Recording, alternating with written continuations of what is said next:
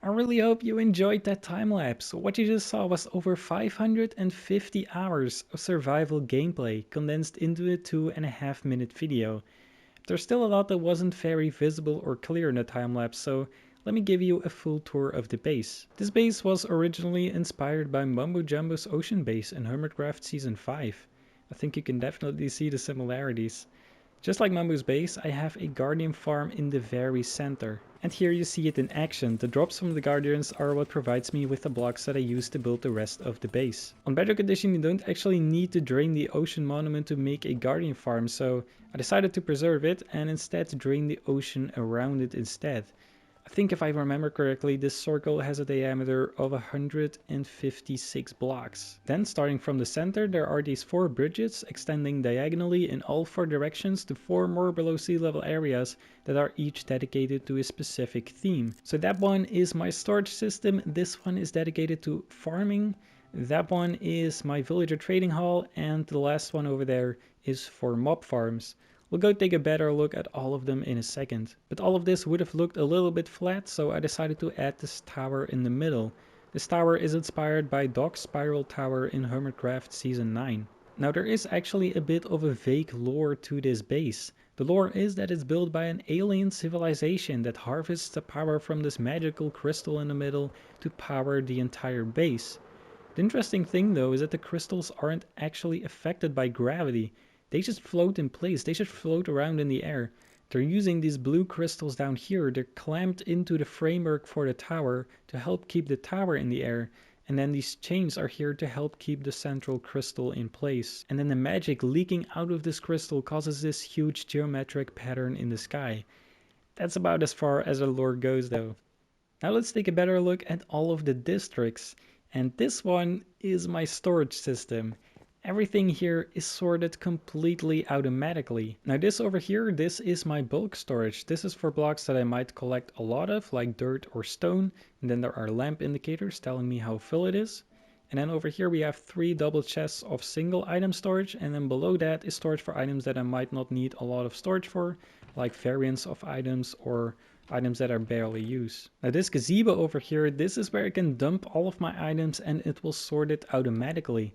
In this chest I can put loose items, and in this chest I can put shulker boxes, and if I then activate the system and then go through this secret entrance, this shulker box unloader takes the items and dispenses them into this water stream, which takes them to the very point of the triangle where the items go up, and this is where they start the journey through the storage system. They travel along the filters for the top chests until they reach the bulk storage. There wasn't enough space behind the chests to construct the filters, so instead the items drop back down underground, and now they are down here. These are all of the filters for the bulk storage. And if they get filtered, they get sent back up into a water stream until they reach the top of the bulk storage chest and then get sorted. However, if they don't get filtered, they travel all the way along to the other side and then they get sent back up, where it then continues its journey along the top chests. Now say you're filtering a fish, for example. Well then, it hasn't been filtered yet, because we've only been up here and not down here. So the items that made a full rotation now drop down here and they enter the second part of the storage system. They then travel through these hoppers and droppers all the way until once again they arrive at the bulk storage, then they once again drop back down underground and travel all the way to the other side, now without going across any filters, and then pop back up. And oh my god, how have I never noticed this? What is happening here? Why are these not going in here? Oh god, why is this not working? How many items did I lose this way? What? I think I fixed it. It seems to be working now. Okay, so the items make their way all the way back around to the front. This is the longest possible route. Every other item should have been sorted before reaching this chest. Unless it's an item that's not in the system, or if the chests were full, then it ends up in this overflow barrel. It's a very long journey, but in the end, all items get sorted completely automatically. It took me many hours to design and build this, but it was definitely worth it. It's so satisfying to use. Next up, let's take a look at the farming district. And this area has pretty much every crop and plant in the game. And some of them are automated. We have some pumpkins and melon farms over here. some bamboo farms, sugarcane, and over here there's kelp. And on either side there's also these twisting vines and weeping vine farms. So these are automated using pistons and observers. In the middle there are also cactus farms and some manual farms such as glowberries, vines, or cocoa beans. Now you might be wondering how the items are collected. Well, let me show you. Underneath the floor I have a whole network of hopper minecarts and water streams. The hopper minecarts collect the items and then drop them off into these dispensers, which then dispense the items into these water streams, which take them to a central storage. And we can access that storage by walking over this pressure plate, which opens up the floor. And here we have all of the automated farms. We got vines, pumpkin, melon, bamboo, kelp. That's not kelp, that's sugarcane, kelp, more vines, and cactus. And in the middle there are also some more manual farms such as wheat, potatoes, carrots, and beetroot. Over there we got some sweet berries, some netherwort, and also some chorus fruit. The third district is all about villager trading, and naturally that means building a prison. And in here I believe I have 86 villagers in total. There are 2 villagers of every profession, except there are 10 farmers and 36 librarians. So that way I have access to every single possible enchanted book. And of course I have also made some giant statues out of the profits from these villagers, just to remind them they are stuck in here for eternity and I will be exploiting them for the rest of their life. Have I mentioned I have about 20 more farmers down here in the ground. Also the eyes of the statues follow you along as you move around. You see that? I thought it was a pretty cool effect. It's especially great because now these villagers feel like they're constantly being watched at all times. And last but not least, the fourth district. We got a beautiful environment here. We got bees, we got chickens, we got mushrooms, we got fishes, and even a sniffer. And this big tower in the middle here, this is a creeper farm. Now if I go up this watchtower over there, this is the perfect position to stand to get the most drops. Now as beautiful as this all is, there is one massive issue with this district. I only realized it while editing the time-lapse. The tower is off-center. It's not in the middle. How did I miss this? How did I miss this? Now the central area of my base is pretty empty, but I did build a little something over here. I have kept track and I have died a total of 13 times in this world. And I thought it would be fun to make a redstone counter for it to display in my base and also visualize it with 1 diamond block per death. I have kept track of every death in this book. If you'd like to read it, you can pause the video. Currently it is the 10th of November, so I haven't died in quite a few months. Which is totally because I got myself totems of undying. I think I've popped 3 so far though, so there could have been 3 deaths. But they saved me and I didn't die, so it doesn't count. And over here I have made a map of my base. And I think it looks so cool. This huge glass magic circle at build height has a diameter of exactly 300 blocks. And then the total area of my base is 423 by 423 blocks. Which is big. It is so big. To maybe give you a better sense of scale, I'm currently on 28 chunks render distance. However, if you were to play on Java Edition, you might only get 16 chunks maximum. I can't even see the pattern in the sky. I can't even see over there. And if you play on Realms, the render distance is even lower at 12 chunks. Which is... My base is disappearing. This is just sad. My base is too big for this render distance. I can't even see the pattern in the sky from the ground, I think. No, it doesn't even render. This is what my base looks like from up here. I can't see anything. There we go, that's way better. I can see everything again now. Now there is some stuff that I haven't actually shown you guys.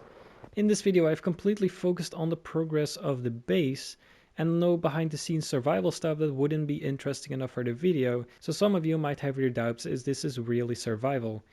So let me pick up a tip of the curtain. I've now gone back to an old backup just before I started working on my storage system. And you know, while I was building this super awesome looking mega base, my real base for like 90% of the building process was over here. On this mushroom island, I just had my chests, I had some farms, and I had my portal. And that is all. Behind the scenes, it's all pure functionality and no pretty builds. And of course, a secret cat army. And this hole right here, this is the entrance to my mine. I mined at y equals 11 and y equals minus 58, and these extend a couple thousand blocks in each direction. And then over here, pretty early on in this cave, I found a double skeleton spawner, so I turned that into my very first XP farm. And then I put my enchanting table right next to it. I just remembered I haven't actually moved this one into my base yet. I should probably find a spot for it. And I can also show you the nether. And in the nether, again, there's nothing special, just some cobblestone boxes and bridges. This portal goes to the mushroom island. That portal over there goes to the very center of the base. This goes to the guardian farm. And then if we follow this bridge along and go over here, there is another portal. And this one goes to my mining desert. And this is where I've been collecting all of the sand I needed for the glass walls of my base and the huge magic circle in the sky. And as you can see, I have mined quite a lot. The base has a lot of glass. And on this side of the desert there's also a mesa biome where I collected all of the terracotta I needed for the floor pattern. There's only one last major thing that I did behind the scenes. If we go from the mushroom island to the mainland over here, this is where I have my villager breeder. I brought them over from that village over there, and pretty early on actually I got myself all of the enchanted books I needed to get myself fully enchanted diamond armor. So I got my villager breeder over here, we got a zombie trapped in here to kill the villagers, and then when they were cured they were sent along this track to this box over here, and this is where I got all of the librarians that are now inside of my trading hall. And I'm pretty sure most of this happened before I even built the dirt outline of my base. I think I took a screenshot when I finally got myself fully enchanted diamond armor, and here's another screenshot of me flexing when I finally got myself full netherite. As for the magic circle, I just found an image online that I really liked, and I put it into a pixel art converter, and then wrote a small Python script to map the coordinates of the pixel art to the coordinates in my Minecraft world. And that really helped me build this magic circle in survival. I think it turned out amazing, especially considering this screenshot of my first design, when I tried to create my own design and a creative copy of the world, which, let's just say, wouldn't have had quite the same effect.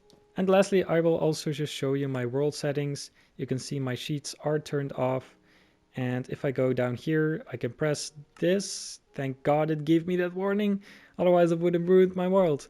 So yeah, it's asking me to turn off trophies. I'm not gonna do that. This is a 100% survival world. I recorded all of those cinematic shots in the intro in spectator mode in separate copies of the world that I made along the way, so that way I never had to turn on cheats in the real survival world.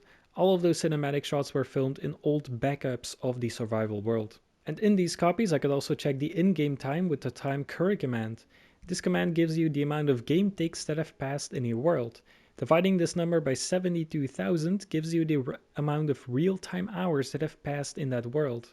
But I think that is all for this video. I have shown you everything that I wanted to show. I really hope you enjoyed watching the result of over 550 hours of survival gameplay dedicated to one single mega build. So I have probably spent over 600 hours total on this project. I've spent a lot of time in creative worlds figuring out designs, and editing and recording this video also took another 20 hours. This has absolutely been the biggest project I have ever done. If this didn't earn a subscription, then I don't know what will. I had a lot of fun making this video. I want to thank you so much for watching it, and I'll see you, hopefully, in the next one. Goodbye.